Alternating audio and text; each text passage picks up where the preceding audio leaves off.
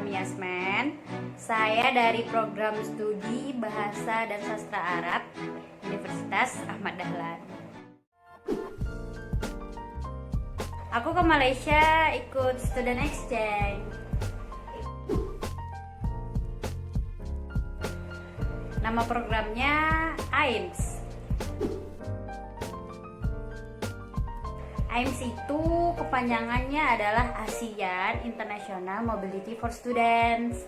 Nah, AIMS ini itu awalnya ASEAN, yang dimana didirikan oleh para menteri pendidikan se-ASEAN. Nah, sekarang diganti jadi ASEAN karena udah masuk negara Jepang, salah satunya.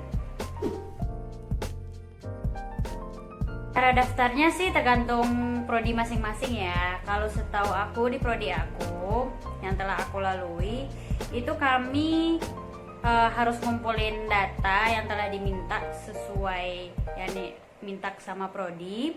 Setelah pengumpulan data berarti seleksi berkas ibaratnya.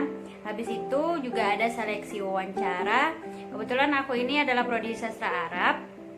Jadi aku ini diwawancara ada dua wawancara dengan bahasa Arab satu, sama wawancara kesanggup, ibaratnya kayak kita wawancara untuk ngelamar nih program pakai bahasa Indonesia gitu.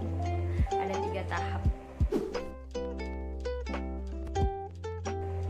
Relatif sih susah gampang. Kalau ya kebetulan kemarin itu aku emang udah pertama kali masuk di BSA karena udah tahu ada program exchange-nya. Jadi aku udah prepare dari awal aku masuk kuliah untuk bisa belajar rajin-rajin supaya nanti pas seleksi jadinya diterima.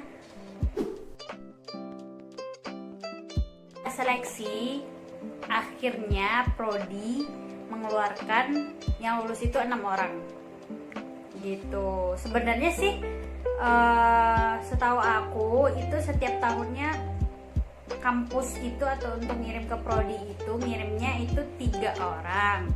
Ibaratnya kan dananya untuk 3 orang sebenarnya. Tapi karena kampus kami UAD itu dananya itu bisa dilebarkan, bisa diberi dana segini tapi dia bisa bawa untuk 6 orang. Nah, itulah siasat di mana UAD sampai sekarang AIMS-nya tetap jalan gitu. Alhamdulillah biayanya itu dari AIMS tadi yang dikasih oleh Dikti. Kalau nominalnya sih aku nggak mau sebutin detailnya ya, tapi alhamdulillah sih sekitar puluhan, alhamdulillah, puluhan juta. Kalau cukup itu udah, kalau dibawa ke Malaysia kan ibaratnya kan kurs kita lebih rendah kan daripada Malaysia, tapi harga dengan puluhan juta itu ya ibaratnya cukup lah untuk tinggal di Malaysia. Pas banget, pas gitu. Rasanya itu awal pertama kita masuk ya emang ada rasa perbedaan yang jauh banget antara belajar di Indonesia sama belajar di Malaysia. Susah, terus dia dijalani. Nah, perbedaannya itu kalau di Indonesia kan kita seandainya kayak aku nih, kebetulan dari yang 6 orang tadi aku satu-satunya yang bukan dari pondok pesantren. Jadi kan di Indonesia itu kan kalau mau masuk jurusan ya apa yang kita apply tergantung nanti kita diterima apa enggaknya pas seleksinya ya. Kalau aku masuk ke Wadek kemarin seleksinya melalui berkas, nilai raport sama nilai UN kan ya, diterimanya berdasarkan standar itu tadi. Nah, kalau di Malaysia itu bedanya, orang yang masuk misalnya kamu ini di jurusan bahasa Arab pas adalah orang yang benar-benar awalnya itu di preparein untuk emang masuk ke jurusan bahasa Arab. Jadi sebelum sebelum mereka masuk universitas, setelah mereka tamat dari SMA-nya masing-masing, mereka itu ada kayak penyetaraan dahulu untuk bisa mengikuti ujian masuk universitas gitu. Jadi mereka relatif usianya itu, kalau pas aku kesana, usiaku 19 tahun, itu udah di tahun kedua, sedangkan di sana usia 19 tahun itu masih di tahun pertama. Ibaratnya mereka itu 1 tahun itu fokusin belajar untuk bisa masuk ke universitas. Ya, jadinya itu mereka yang belajar di sana, istilahnya ya dasar-dasarnya mereka udah dilatih dahulu sebelum masuk universitas. Jadi ketika mereka ambil nih jurusan misalnya bahasa Arab, mereka udah tinggal belajar dan tinggal mengikuti pelajaran. Jadinya nggak ada ngulang-ngulang pelajaran dari dasar lagi yang terlalu mendalam gitu. Nah, kampusnya lumayan gede ya, jadi aku gak sempet itu lihat-lihat satu persatu fakultas-fakultasnya, karena kan setiap fakultas itu beda-beda. Kayak fakultas sains, ekonomi, akuntansi itu kan juga fakultas yang kesehatan itu bangunannya justru lebih memiliki keunikan masing-masing. Jadi ya belum sempat lihat masing-masingnya mereka, belum sempat terlalu menyelidiki lah di UM-nya. Itu sih yang aku sayangi, karena kan emang gak sempet ya, dari hari Senin sampai hari Jumat itu full, Sabtu Minggu untuk weekend. Jadi weekend kami biasanya bukan untuk keliling kampus, malah untuk pengennya ya keluar kampus, refreshing gitu loh.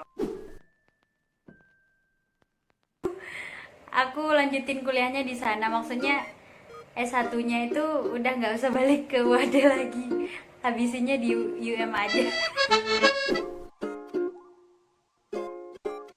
Kebetulan kan aku itu tinggal di asrama exchange ya, khusus untuk keran pelajar. Jadi kan emang semuanya itu adalah orang-orang yang luar dari university lah kebanyakan.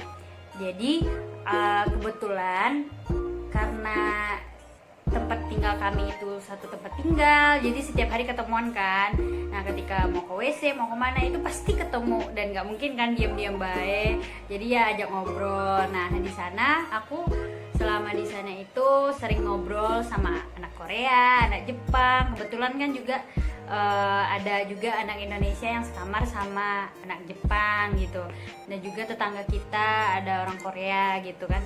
Aku lebih dekat sih sama anak Korea sama anak Jepang, karena kami sering bercanda-bercanda, terus juga sering ngobrol-ngobrol bareng. Sampai aku saking deketnya sama anak Korea, pas mau gala dinner itu adalah penutupan secara resminya program kami untuk kepulangan.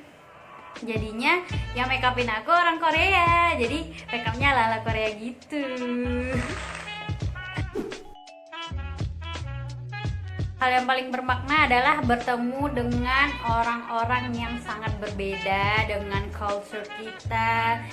Terus juga mereka memiliki keunikannya masing-masing. Misalnya dari negara Jepang kayak gimana, juga bisa mengambil sisi-sisi positif mereka. Kayak orang Jepang kan mereka terkenal disiplin. Ya iya, mereka itu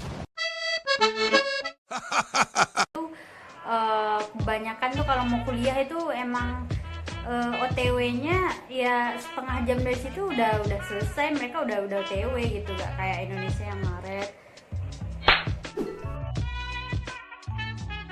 Sukanya, yang pertama sukanya itu tadi kan bisa menambah networking kita, jaringan relasi berteman dengan orang yang berbeda negara. Jadinya kalau seandainya nggak tahu kedepannya kita mau ke negaranya mana gitu, kita udah insya Allah satu persatu negara kita udah ada nih. Misalnya kalau Turki kita ada teman kita di sini, Thailand gitu.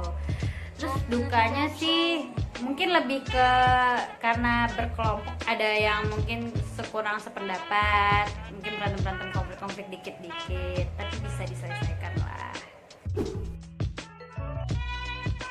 dampak yang sangat luar biasa buat aku terutama, karena impossible banget bisa mau ke luar negeri gitu.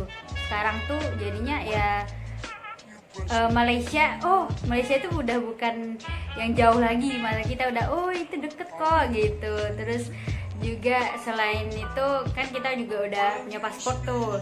Nah kalau mau keliling-keliling lagi ya bisa mudah, kita udah ada ngurus paspor.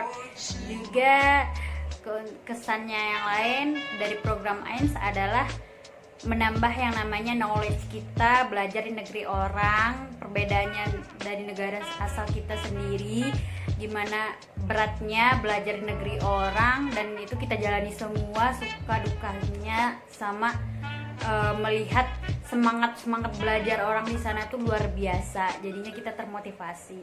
Pesannya semoga program AIMS tetap terus berjalan sampai generasi selanjutnya bisa merasakan betapa beruntungnya bisa mengikuti program AIMS ini.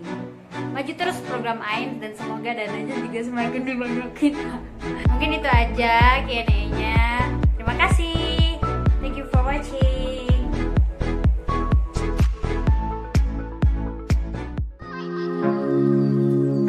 Bye.